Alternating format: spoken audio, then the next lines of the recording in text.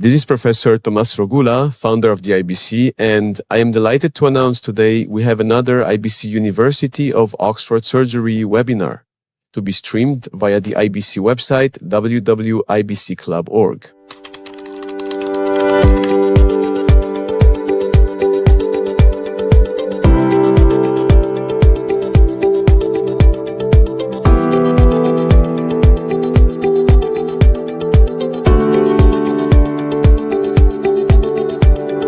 The IBC University of Oxford webinar series is a collaboration between the IBC and the Nuffield Department of Surgical Sciences, University of Oxford.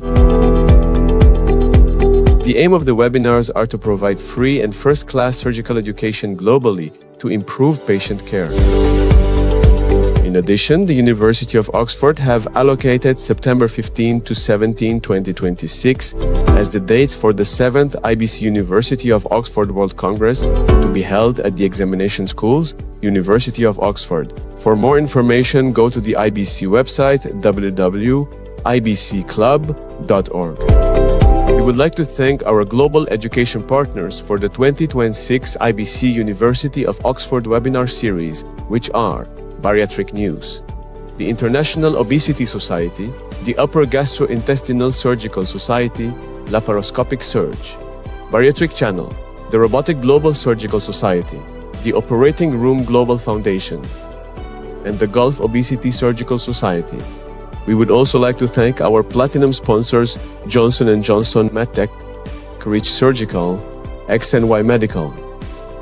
Gold sponsors Medtronic, MyConvey, ConMed, Carl Stores, Standard Bariatrics, Teleflex, USGI Medical, GI Windows, Silver sponsor Azisor Medical, Arabian Co, Bronze sponsor Intuitive. I would like to now ask the webinar chair to open the webinar.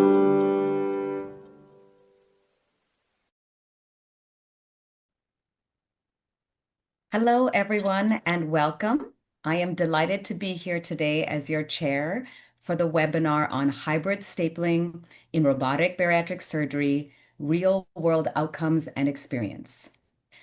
My name is Dr. Mona Misra. I am a private practice metabolic bariatric surgeon in Beverly Hills, California, in the United States. I am the Associate Director of the Bariatric Program at Cedars-Sinai Marina Hospital and an active member of the Bariatric Program at Cedars-Sinai Medical Center. I am the Director of the Bariatric Program at Beverly Hills Physicians and a member of the Board of Directors for the ASMBS. This is now my second term. I am also an accreditation site reviewer for the American College of Surgeons, Metabolic and Bariatric Surgery Accreditation and Quality Improvement Program. It is my honor to be here with you guys, and I thank Dr. Khwaja and IBC for inviting me to be chair. We have an outstanding faculty joining us today. It is my honor and pleasure to introduce our three moderators. The first, Professor Carlos Vaz from Portugal. He is the director of the Bariatric and Metabolic Surgery Center and head of the Robotic Surgery Unit, Hospital CUF Infante Santo in Lisbon, Portugal. Welcome. Dr. Professor Andre Teixeira, board-certified high-volume robotic, bariatric, and general surgeon at Orlando Health Weight Loss and Bariatric Surgery Institute in Florida, in the United States. Welcome to you as well. We're so happy to have you. And our last but not least moderator, Dr. Brian Binetti, also from the US. He is chair of surgery and director of metabolic and bariatric surgery at Northern Duchess Hospital, Northwell in New York, in the US. He is an expert in metabolic and bariatric surgery, robotics, complex hernia repair, and surgical treatment of GERD. Thank you all for joining us today.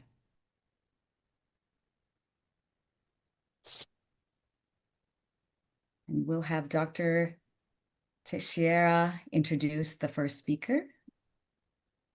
Good morning, everyone. Thank you so much for the opportunity.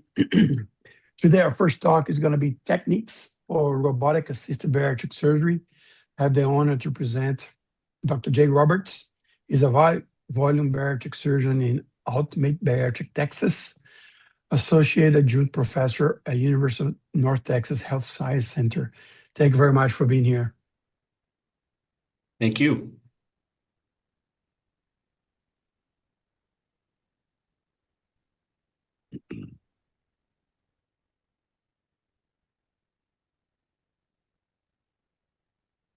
So, trying to share my screen.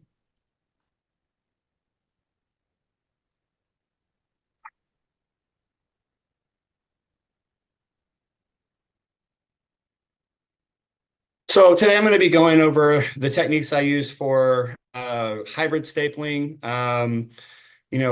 with a robotic surgery console. These are my disclosures. I do present on behalf of Ethicon. This is not a CE. So I am a fellow of the American College of Surgeons, as well as the Society for Metabolic and Bariatric Surgery. Medical director for bariatric surgery here in Fort Worth, Texas. And I am a contracted faculty partner with J&J MedTech, as well as a proctor for Intuitive Surgical. So in my outline today, I'm going to be just going over why I use robotics in bariatric surgery, why I utilize bedside stapling or hybrid stapling instead of a console-controlled stapling technique. And then what cases illustrate the benefit of bedside stapling in this technique. And then lastly, I'll kind of go over how I went through incorporating bedside stapling into my practice, and just some basics on how to build, comfort and confidence in your team if you should try to adopt this methodology. So this is a little bit about me and my case volume. Last year I did 477 surgeries, pretty even split between sleeves, bypasses, duodenal switch, single anastomosis, duodenal switch, and even some generals. And a lot of these generals are reflux operations and foregut. So why I utilize robotics and bariatrics, obviously, I think there's definitely an advantage to robotics using for patients with thick abdominal walls. Higher BMI patients was one of the reasons why I got into using robotics. I traditionally had done everything laparoscopically for a long time, and I just felt like that these 70, 80, and 90 BMI patients were just quite a challenge. And the robotic platform, I think, really helped to decrease the difficulty of those cases. It also allows for, I think, some reproducibility between facilities, because you always have like the same sets and instruments from one place to the next. And I do think that also robotics allows a surgeon to pull more of the operation and have a little bit more control. And that's kind of a hindrance if you go back to bedside stapling. And I think that's part of the trick, is kind of letting go of some of that control to utilize a more effective stapler. So I would say that especially in thicker tissue, you're going to notice an advantage to bedside stapling as compared to the Sureform stapler. Sureform relies on sensing the thickness of the tissue. And I think that at first I thought that was a pretty appealing thing. However, if the stapler does not do a great job of compressing the tissue, then it kind of makes things more complicated. And a stapler that does a better job of compressing tissue instead of necessarily sensing the thickness of it, I think works better. And whenever I started dabbling in this hybrid approach, I noticed that I was a lot more confident in a bedside stapling situation than I was with using the console-controlled stapler. I do a lot of revisional operations, and I think that in talking with lots of other surgeons, that surgeons that encounter thicker tissue on a regular basis are going to notice the challenges of console-controlled stapling much sooner and more often. Like thoracic surgeons especially, or surgical oncologists that are doing distal pancreatectomies and these kind of things. Here in Texas, we have lots of patients that had transgastric banding and vertical banded gastroplasties and open gastric bypasses. And, we do a lot of revisional and conversional type of surgeries. And these stomachs are quite thick from multiple previous operations. And in utilizing bedside stapling, I've really found the confidence I used to have laparoscopically that I took for granted. And then once I got on the console and was using robotic stapling, I at least got to a place where I kind of started to just accept that the stapler might not complete a firing or not fire all the way through the tissue or not fire or close at all. And, so that's really where this whole journey started for me. And this slide is kind of interesting because this is pretty much everything that I do in the world of bariatrics. The reason I put this slide here is because I initially thought, oh, well, we'll just do sleeves and then we'll keep doing console controlled stapling for the more complex operations. And really what I found is that we were well capable of doing everything that we do, bedside or hybrid that we wanted to do. There's a learning curve and a progression that we went through, and you have to train your team. If you have residents or other people, it can be somewhat challenging. And I didn't definitely start out doing duodenal switch this way. But I started with sleeves and went through, several stages in kind of developing the team to where we can do everything. So this is my trocar placement. As I started lecturing on this a year or two ago, this was a pretty commonly asked question. And so I used two stapling ports, two 12s and two 8s. And I staple through number 1 and number 3. And that's pretty much my standard setup for all my bariatric cases. So I typically go in the patient's left midclavicular line with a disposable 12 trocar and a 10-0 scope to access the peritoneal space and blow up the abdomen. And then I go in and I place my robotic trocars and exchange my disposable 12 for a robot 12. And this kind of setup allows us to have reliable angles for stapling for a myriad of different operations and also different anatomies. I never really felt like a patient could really tell the difference between a 12-millimeter trocar and an 8-millimeter trocar. So I don't think there's like a huge advantage to trying to only staple through one trocar. I would rather have the ideal angle and maybe have a few smaller and larger incisions than be kind of struggling to staple or whatever.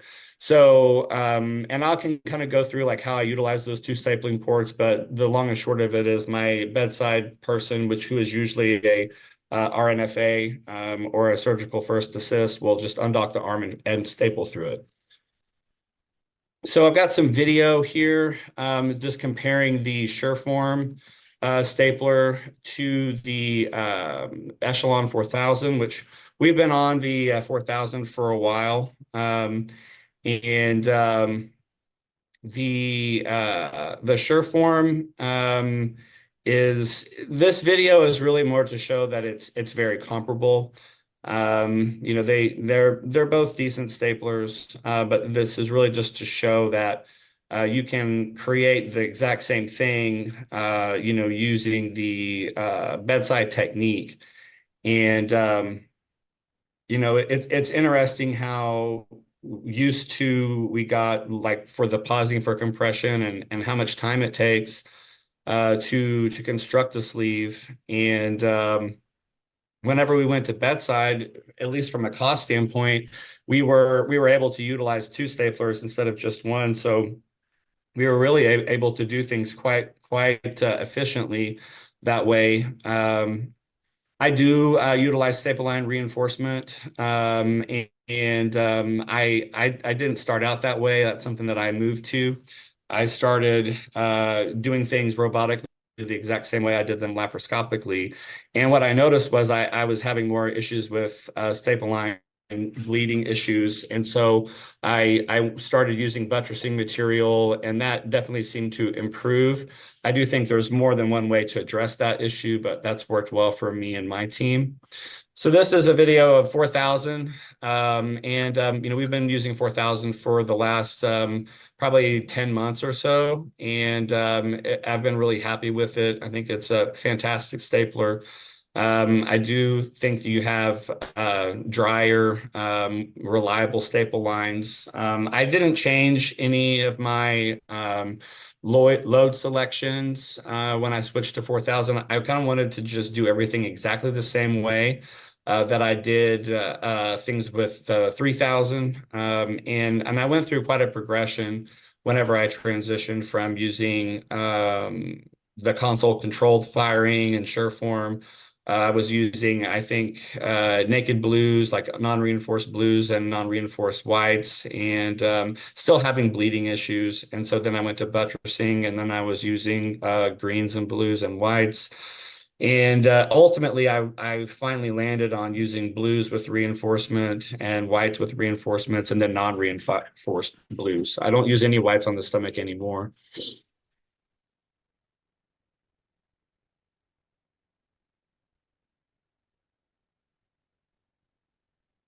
And so here we have this is just a small bowel anastomosis here on a bypass. Again, just kind of showing tissue migration was another issue that I encountered using the Sureform stapler. And, whenever I was doing my enterostomies for my bypasses, I noticed that there was a lot of tissue migration in the stapler. And the white load is a flat deck stapler, and the tissue has a tendency to be pushed out whenever you fire it. And that was just kind of creating some large enterotomies. And then I would end up having to suture longer. Probably the first thing I noticed whenever I switched to the 3000 stapler, it had that has the grip surface technology that keeps the tissue, it kind of holds it in place. And that allows the tissue to stay more stationary whenever it's fired. And you do end up with, I think, more tighter enterotomies, which makes it easier for suturing.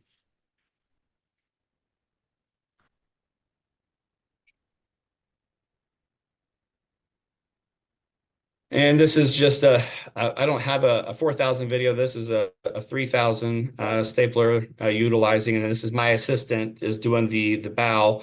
I think this is a good way to teach them how to do an anastomosis with the stapler instead of just like transecting the sleeves, so we would start by just doing the sleeve, but this requires a little bit of dialogue in terms of understanding that the anvil of the stapler is like not submucosal, and letting them kind of be able to articulate that they feel a resistance or the tissue feels thick, and start to kind of build this dialogue that we have now whenever we're stapling the duodenum or doing gastrojejunostomies. So this was kind of like phase 2, if you will, of the progression.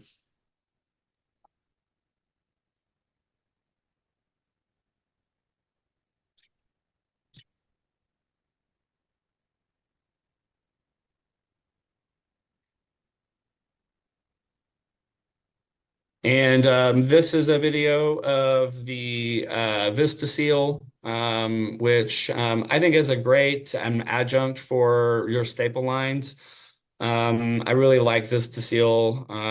It was one of the early J&J products I started using, and it's really nice because whenever you see, it will kind of show you if you have something on the staple line that's not controlled with the VistaSeal itself, it will kind of show you. And so I'll just kind of do a little cauterization wherever the VistaSeal, shows me a little bit of bleeding that's beyond what it can handle.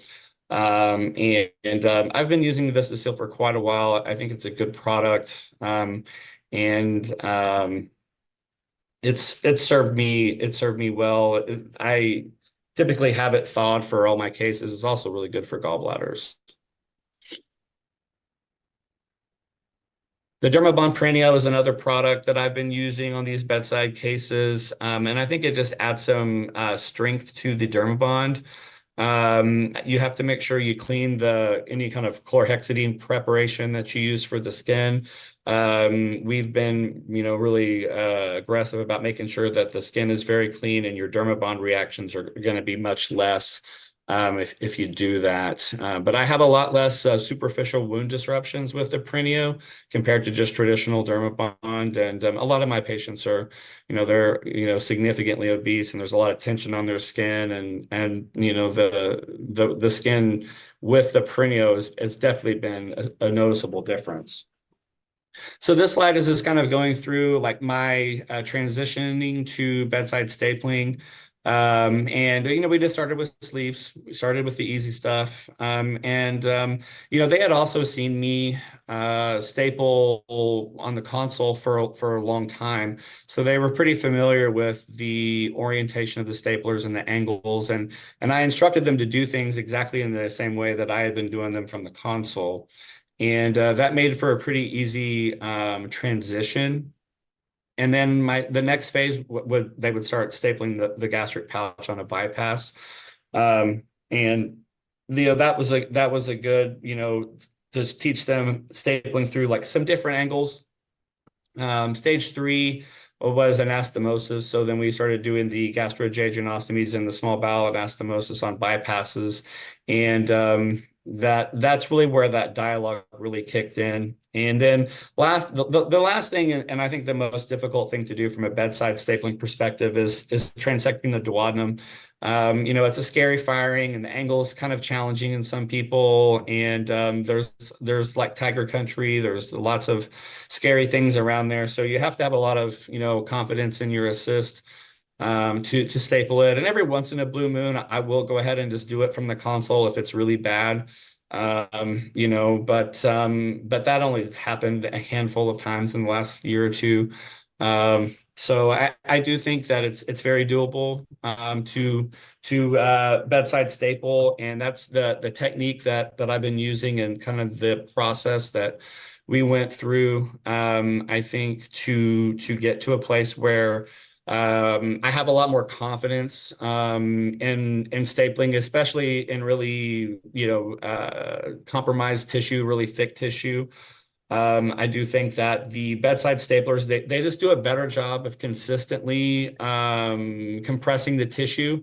And I think with the 4000 with 3D staples, you do have I think a step forward in terms of just staple formation, in addition to, I think, very reliable tissue compression and better tissue compression across a broader range of tissue thicknesses. I really appreciate the opportunity to present here today and take a part of the IBC. That's my presentation. Thank you. Great. Thank you so much, Dr. Roberts. That was fantastic. I'm going to start the questions because you actually covered a lot of points here. And what I wanted to just for the audience, are there specific patient populations that you recommend for if people are going to try hybrid that they should try, like super obesity, revision, really thick gastric tissue? Yeah, I mean, I think the revision piece is probably the most common one. If you're going from a vertical banded gastroplasty to a bypass, this is a challenging firing for the Sureform stapler.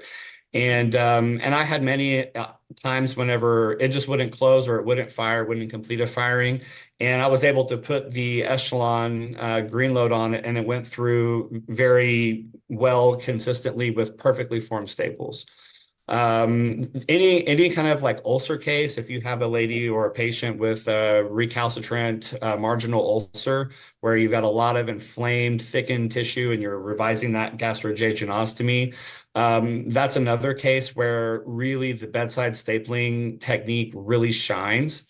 The 35 BMI, never had surgery before, sleeve patient is probably not going to be the one that's going to really highlight the advantages of it. But I would say that you don't want to wait until the most difficult case you're doing to have a team that have to learn how to do this. And so for me, it was kind of like important to start with the easy stuff. That way we could do the hard ones confidently. So I do think to a degree it has to be, at least when you're going through your learning curve, to take the plunge and do everything this way. I think if you want to have like the optimal situation. If it's not really your practice to do a lot of complex stuff, then, you're just probably not going to notice it as much. However, I do think you're going to have less bleeding. You're going to have less takebacks or staple line bleeds for the same kind of reasons, even though maybe the stapler fires and it fires, consistently, but you may still have, some problems with, inadequate tissue compression. Thank you. Let's have one of the moderators ask you questions, whoever wants to start. I have a question. So actually, I started. I do a lot of bed assisted robotic surgery, but I started the other way around because in Portugal it was very expensive. So when I started robotics in 2010, it was extremely expensive. A little bit later, when the sure form came, and so I kept using what I was using, which was actually not Echelon, it was Medtronic Signia tri-staple. And then when I started with Sureform, actually I noticed that my main problem with Sureform was bleeding. Yes. And that's why I kept doing bedside. I like use the Sureform, but then I still have a problem with bleeding. So, but my question is this: you showed that when someone is starting with bedside, you would recommend to start with easier things, and you said, for example, the sleeve. And actually, in my practice, when I have newcomers for the assistance on the bedside, I feel that the sleeve is the most difficult. Where I have more problem to give the staple to the assistant is much worse on the sleeve than on the bypass or on the switch. What's your feelings on that? I mean, that's interesting. I don't know. Maybe that's just like in our minds that we think, well, the sleeve is easier to do because we do more of them all the time, perhaps. I think for me, I'm afraid that from the bed assistants, they will not do that staple line. So, which is not really easy to do. It's very easy to do a pouch on a bypass, but to do that staple line very not spiralate, doing a spiral, doing it. It's more difficult for me to trust that my assistant. Yeah, I mean, I think it all just boils down to, whatever your level of comfort is. I mean, at the end of the day, the more firings that your person has, the better they're going to be. They're going to learn, So I think that it's, the most important thing is your comfort level. I don't think there's, a right or a wrong way. That was the way that we did it. And, I think for us, I think we have two stapling ports. And so it makes it maybe a little bit easier for them to hug the bougie because I use two ports maybe. And I think also like our assists, because they have so much more experience and have seen a lot of sleeves, maybe in their mind, it's just easier for them to reproduce it because they've just seen more of it.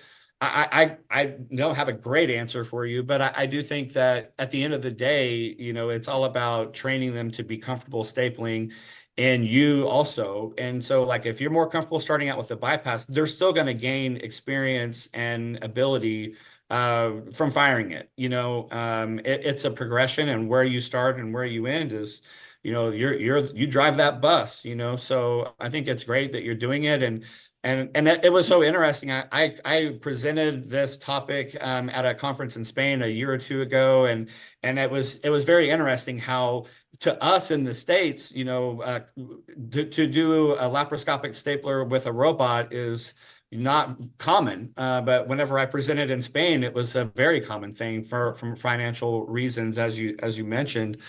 So I think it's so interesting to take part in these international meetings so that we can kind of see how other people do it, in other parts of the world. It's really quite interesting and I think very beneficial. I appreciate your question. Thank you. So I'll go second. Great lecture, Dr. Roberts. Congratulations. Thank you. Thank So you. I don't think it's fair for you to compare international in here, right? Over there, decisions are always made. I'm international, so decisions are always made based on cost, period, right? But I agree with you that it's dealer's choice, right? It's whatever works for you. If it is robotic versus lap, stapler, hand, how you want to do it, as long as the outcome is the same, in your hand is the same, right? The only thing is, to me, is hard is, to me, you probably have the same staff over and over, same assistant. For people that don't have the same assistant, I think it's very tricky to do this technique.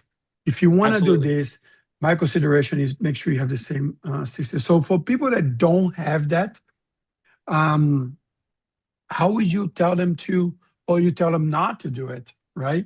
That's the question, right? Yeah, I think that, this is a requirement. You really have to have consistent people in the OR with you to use this technique. I just think that even if you have a situation where you have residents that come and go, they're not with you for a long period of time, you're going to have challenges that, the stapler may be better just in the surgeon's hands. And that's an advantage of the robotic console itself, is that you have more control and less reliance on your staff. And that was one of the reasons why I even got into robotics in the beginning, because I went to multiple facilities and I might have a different assist. And laparoscopically, that can make a big difference, who is, assisting you in a lap case. I became pretty spoiled, with my assists who were with me all the time.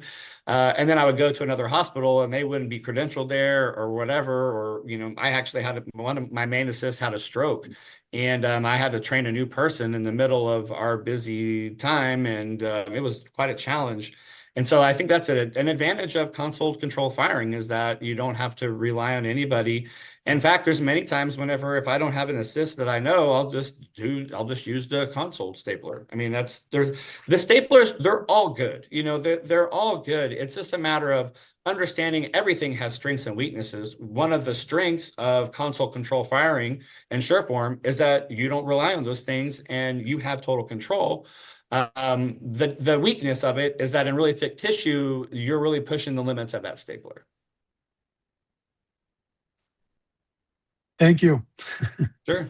Great talk, Jay. Thanks. So if you have the same team and you have a new hire, let's say, what are some things that you found that are the most beneficial to get them up to speed, short of, let's say, getting them right into the OR? Like, is it working with the reps? Is it double scrubbing? Like, what have you found? Oh, yeah. Yeah, I mean, definitely, like, having your rep support is the most important thing. Letting them get their hands on the stapler and fire it at the, on the back table and get a feel for it.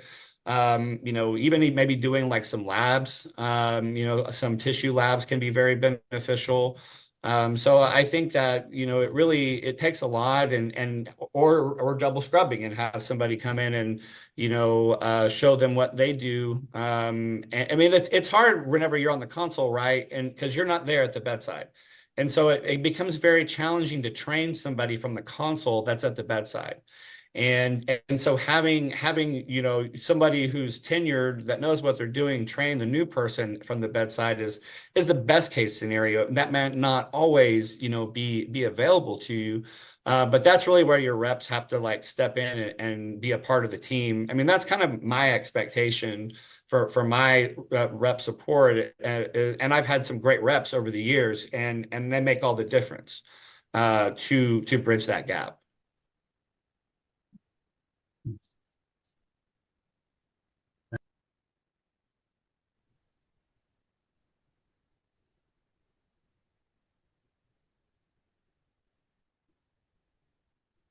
Thank you, Dr. Roberts.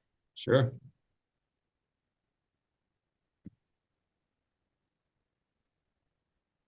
Professor Vaz, do you want to introduce our next speaker? Of course. So, first of all, I would like also to thank my friend Harris for the invitation for being here, and I say hi to all members of the panel. So now I'm presenting Mr. Sudip Ghosh from the United States, who will give a lecture for 15 minutes on hybrid stapling in robotic bariatric surgery, real-world outcomes and experience. Mr. Sudip Ghosh is a Senior Director of Health and Economics and Market Access for Robotics and Advanced Instrumentation at Johnson & Johnson. He has a PhD in Mechanical Engineering from the Pennsylvania State University and is a graduate of the Stanford University Biodesign Program. He is also formerly Assistant Professor of Medicine at the Northwestern University Feinberg School of Medicine, where he conducted translation and clinical research in gastrointestinal biomechanics. So we are going to listen now to Mr. Sudip Ghosh. Thank you very much. Thank you. Thank you, Professor Vaz, and thank you for this opportunity to present. Let my presentation.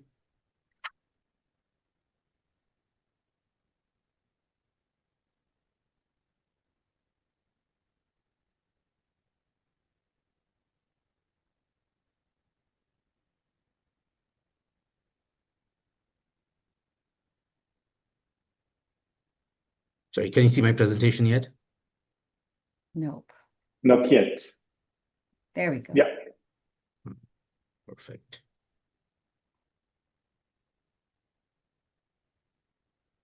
Hopefully this goes into presentation mode. Perfect. Thank you. Thank you very much again. And thank you, Dr. Roberts, for that exceptional presentation. As Professor Vaz mentioned, I work at Johnson & Johnson. I lead the health economics and market access team for robotics and advanced instrumentation businesses. And just by way of disclosure, I'm an employee of Johnson & Johnson, and all the authors in this study were employees of J&J. So thank you, Dr. Roberts, for that presentation, because it is very elucidating in terms of just how your practice entirely is robotic surgery now, robotic bariatric surgery. And we've seen that play out not just in the United States, but globally as well. There's been an acceleration of the adoption of robotics in bariatric surgery. And along with that has come a lot of questions around how do you drive the best outcomes in patients undergoing robotic bariatric surgery. We have done some work in the past where prior published evidence has shown that our staplers with gripping surface technology, the technology that helps prevent tissue slippage, was associated with lower hemostasis-related complications compared to Medtronic's Signia stapler. What we did not have data on was how it performs against Sureform in a real-world setting.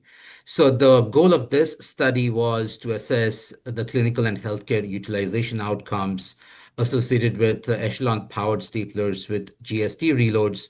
And by that, it's really a long way of saying the Ethicon 3000 staplers that Dr. Roberts was referring to. This study does not have any Ethicon 4000 staplers yet. And comparing the performance of those staplers against Sureform, which is the robotic stapling system. This was a study we did in the Premier Pink AI database.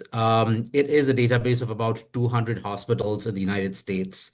It is the way that data is captured in the database is Premier by itself is a group purchasing organization. So a lot of hospitals contract with Premier to purchase equipment. And as part of that contract, a subset of them, which in this case, about 200 hospitals, upload their data into a central database called Premier. The advantage of this database is that it tracks device level information, and the subset of the data that we used actually has SKU level information. So you can track by the SKU of the product exactly which product was used. So it gives a very high level of granularity to the device level data that we collect. We looked at robotic Roux-en-Y and robotic sleeve gastrectomy surgeries. conducted from September 2019 to December 2024, so about a span of 5 years. And the reason we went up to December 2024 was because we know that Intuitive's algorithm for stapling has evolved over that time. So we wanted to be as expansive as possible to ensure we were capturing their most recent innovations in a sure form. We looked at outcomes around operating room time, post-operative length of stay, hospital costs, leak rates within 30 days, hemostasis-related complications, and readmission rates. And then what we also did was, knowing that this is a retrospective study and there can be differences between the two groups, we did what's called stable balance weighting to ensure that the two groups were balanced in terms of the patient populations, the provider characteristics, hospital characteristics, demographics, comorbidities. So we matched at about 50 different variables to ensure that there was equipoise between the two groups of stapling patients, which is the GST and the sure form. This gets a little bit into the stable balance weighting approach that we took. Basically, the way it works, and you may be familiar with propensity matching. This is essentially a better form of propensity matching, where instead of propensity matching, where you have a single propensity score that encompasses all the variables that you're matching on. In this case, you can actually control for the standardized mean difference by variable. So it gives a much closer match between the populations. And just by way of example, if you look at the chart on the bottom left, this is just an example with robotic sleeve gastrectomy. The dark dots are before the standardized mean difference between the two populations before you do stable balanced weighting. And then after stable balanced weighting, the gray dots, they're all within this very narrow band of 0 to 0.1. And that's essentially how we achieved equipoise between the two populations. And we did that the same approach for the robotic Roux-en-Y gastric bypass patients as well, to ensure that we're comparing as much as possible apples to apples, just given the constraints of a real-world database. Getting into the results. This is looking at the results for robotic sleeve gastrectomy. So in the first column, we have the variables that we were measuring on that I referred to earlier. We've got robotic sleeve gastrectomy with GST. There were 410 patients in the population, and then those are matched against 1,975 patients in the sure form population. So we started off with 4,110 patients, but after we did the matching of the two cohorts, we ended up with matching these 400 patients with the closest 1,975 patients in sure form. Anything that's highlighted in bold had a p-value of less than 0.01. And some of the most notable differences are probably in the hospital cost. I think Professor Vaz, you referred to this in your experience in Portugal. Cost is definitely a factor, and we found that the cost was significantly different between the two groups, a difference of about $3,000. Notably, and this is in the publication that's being reviewed at Obesity Surgery right now, what we have captured, and that is also the factors that drive that cost difference. It's not just in the cost of the product, but really the difference is being driven by cost of differences in OR time, leak rates, and length of stay. So if you look at the leak rate, the baseline leak rates were really low across the board, but significantly lower with the GST population of 0.2%. Versus 1.2% in sure form. Again, low rates across the board for both stapling technologies. I think goes back to Dr. Roberts' point that these stapling technologies are good, but there's definitely an advantage that GST brings, especially when you're looking at some of the more compromised tissue patients. The OR time was significantly lower, about 23 minutes. The length of stay and the 30-day readmission rate were lower as well in these two in the GST arm, but did not reach statistical significance. And similarly, looking at the robotic Roux-en-Y gastric bypass population, Over here, the differences in the cost between the two arms were significantly more amplified. So about $6,500 to $7,000 difference. The index hospital cost is from admission to discharge, and then the total hospital cost in the US, there's what's called a global period of 30 days, where the hospital is responsible for complication-related costs associated with the procedure. And when you factor in that 30-day cost, there was a difference of about $7,000. The leak rates were, again, lower for quite a bit lower for GST versus Sureform, but did not reach statistical significance, still 1.8% lower. This, even though it did not reach statistical significance, this difference in leak rate did drive this difference in cost between the two groups. The OR time was significantly lower at 40 minutes, and the length of stay about half a day lower. It did reach statistical significance, and that also impacted the difference in cost positively for the GST arm. The 30-day readmission rate was significantly lower as well. And in this case, you can see a significant difference of about 0.8 versus 4.3%.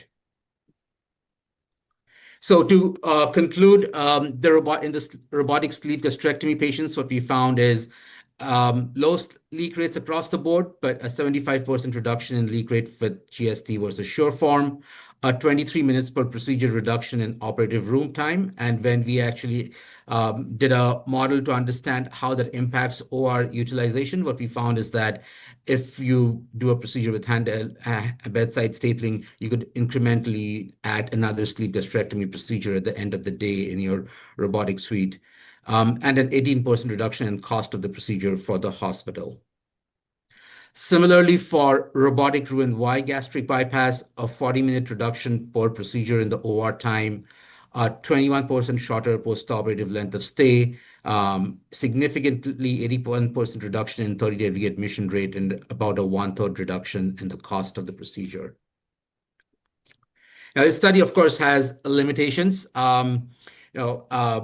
And I think we have a very rich history in stapling. And I think one of the first things we learned is that stapling, and especially stapling outcomes, is a multifactorial variable. So, and I think it's very important that we keep that in perspective. This is a retrospective real-world study, and it is obviously prone to data entry errors, but also because of the non-randomized design, it may introduce selection bias. So we tried to control for that as much as possible by ensuring that we matched the two patient populations. However, not every variable is captured within the Premier database, and that does cause some limitations.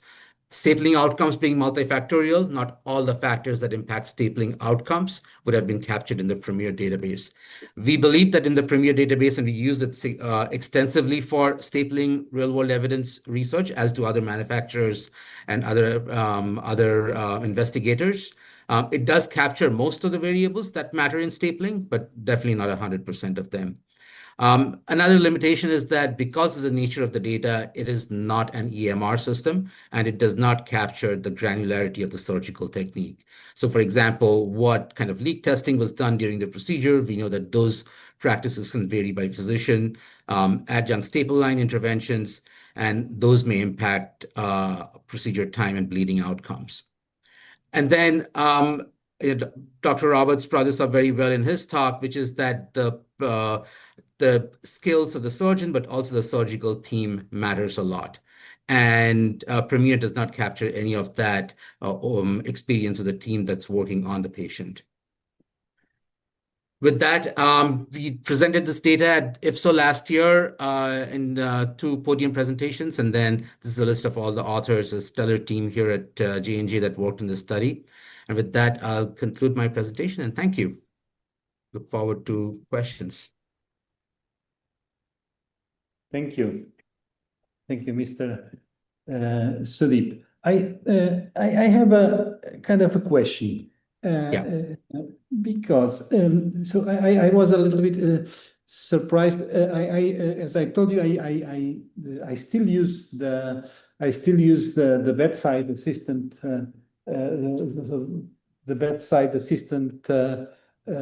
robotic surgery I started because of costs, but since I maybe 2 years from now, Intuitive came and they made us the same price as the alternative that we have. And so since the last 2 years or 2 years and a half, we have the same prices, and then we started trying the sure form, but maybe because we are not so used to it, or maybe because they are not as good, we start seeing mainly bleedings. And because of the bleedings, I still use the bedside assistant, even though the price is now more or less the same. But what was my surprise in your data, it was that OR time when using the sure form was much higher. It's significant. And when I use the sure form, which for the reasons I told you, I don't like very much, so I don't use it so much. But when I use it, I feel that the time is more or less the same, or even a little bit, maybe even a little bit faster. How would you explain that the OR time in your review it's higher than for the rest of than for the bed assistant? Yeah. Thank you, Professor Vaz. That's a very good question, and we were curious about that as well. And I'm going to refrain from making a definitive statement because, again, this is a retrospective study of a real-world database. But what we did find when we looked at, we went in and we looked at adjunct staple line interventions. We found that, and to your point, the fact that you see more bleeding does result in the need for more adjunct staple line interventions to manage, to intraoperatively manage that. And that was definitely a factor that we saw more of with Sureform versus GST. I'm sure that contributed to some of the incremental time. I don't think that accounts for the entire incremental in the time, but it is. We think it is probably one of the major contributing factors to the time difference. Again, I think it's a lot of it depends on the skill set of the team doing the procedure, and therefore that time can vary. So multifactorial variable, I think, hard to pin it down on one single factor, but we do think that the adjunct staple line interventions do play a role in the higher time required for stapling with Sureform. Thank you. I have a comment to make. So for those of you watching, most surgeons don't know that you actually can find a comparison between or issues with staplers, right? I highly recommend you look at MAUDE, M-A-U-D-E website. Yeah. Which actually is an FDA. You have to report issues for each staplers. And I was actually, because I gave a lecture on the ideal stapler for, like, in 30 years, what would be the ideal stapler for robotics, SMBS last week. And I was actually very surprised with the results that I found for a robotic stapler in the market right now. I was like, wow, that was eye-opening to me. And then a comparison between your company and the other company are very similar. The difference is by 0.02% actually of reportable issues, which is very low. It was very, very low actually. To me, retrospective studies done on the specific database that you use is not a true representation, right? It is a tiny bit representation. The database is very small, right? So to me, a study, it has more interest to me and probably to everybody else, a prospective, randomized, right? And blinded, which is kind of hard to make a blinded, or do a retrospective, much higher database to be able to validate whatever your point is. Very nice lecture, again, but I think there's some points that were made. It's kind of hard to validate with a small database. It's more of a comment than a question, right? And then I think people should look at this MAUDE-based database bank. Yeah, it's very impressive. Yeah, no, thank you for that question, and I really appreciate the comment. So we look at the MOD database extensively. That's the primary or one of the primary sources of medical safety reporting that we are obligated to do for our products because of the FDA. I've looked at MOD database a lot, and it's always very attractive for us because it's free, it's managed by the government, it's impartial in many ways. The challenge, of course, with the MOD database is you don't have a good denominator for what's the baseline of procedures. And that's always been a huge factor for us. We know the volume of staplers we sell. We do not have the data for other manufacturers. And therefore, it's very hard to know what the baseline is. It also doesn't contain a lot of patient factors around, you can imagine in the MOD database, what gets reported are all the cases of failures. And you do not know if you had, let's say, a patient with challenging tissue where your stapler failed, you do not know the universe of all the challenging tissue patients where the stapler works. It's very hard to get a good denominator. And that's why we look at the MOD database very qualitatively to understand what are the failure modes for a stapler. And that's continuously an area where we get a lot of really rich insights to redesign our staplers and advance our stapling innovation. We typically refrain from using that to get claims around our staplers. I think on the study on your question around prospective randomized controlled trials, I'm sure you've not heard this response. You've heard this response earlier many times, but it is hard to do, and it's not a place where I think to Dr. Roberts' point, staplers, they perform very well in a normal patient. It's when you come to challenging tissue, those difficult patients where certain staplers outperform others. And it's a continuously rapidly evolving landscape with a lot of innovation coming out. So I think it's going to be hard to do practically a randomized controlled trial unless we can very clearly define a patient population that's very, very well defined. But as a researcher, I still get it's something that still continues to be an interest for many of us. No, I agree with you. So again, just for sake of time, again, I love these talks, right? But laparoscopically, bedside, robotic stapler, dealer's choice, right? To me, it's dealer's choice. Speed, I really care less because speed is based on who's helping you, right? In your team, right? So that's number one. Cost, people talk about cost all the time. Cost, it depends on the contracts you have between the companies and with the hospital, right? Yeah. So hopefully now, with a couple more new platforms in the United States, we're going to have more competition with robotic staplers, so the cost will drop down more. So again, those things are great, right? But I think when people look in comparison, again, they're all the same, to be honest with you. And they're all good outcomes in the end of the day. But again, congratulations. Thank you.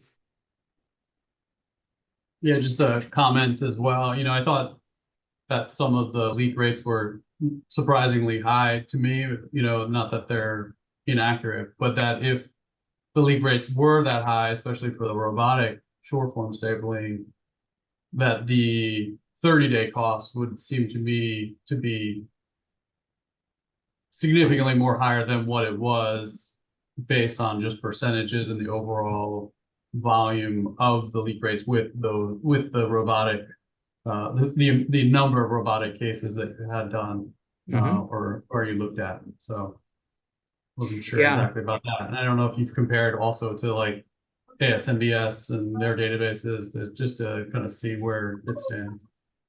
Yeah.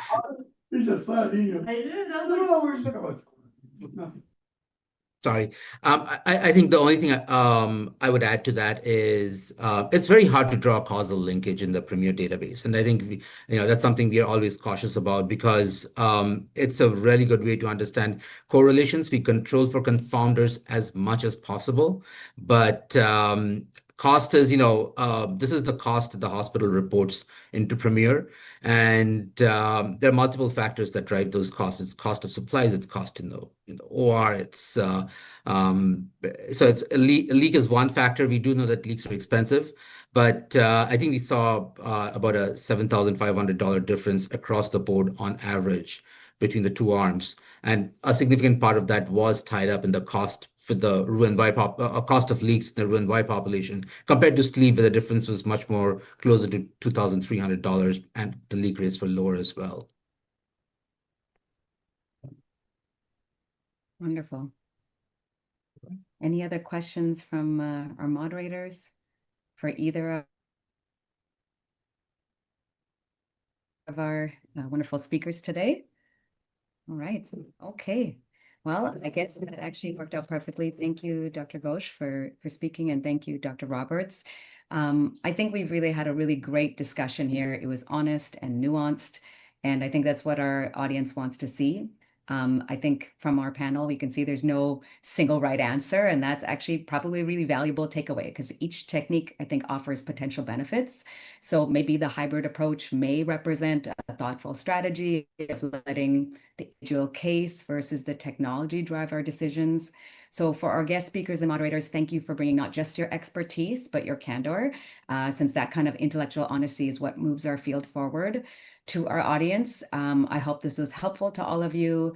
I hope you take all these insights and review your data and make decisions that are right for you and your practice and for your patients, because the tools will keep evolving, but the foundation of meticulous technique and sound surgical judgment never changes. And lastly, I just would like to thank IBC and Dr. Harris Khwaja for putting on these very interesting and timely, just excellent webinars for us to all discuss. So thank you all for being here. Thank you to the audience. Thank you all. Thank you. Thank you, Dr. Misra. Thank you for the opportunity. We would like to thank the faculty for taking part in the webinar today, and would like to share this sponsored promotional video from Johnson & Johnson MedTech.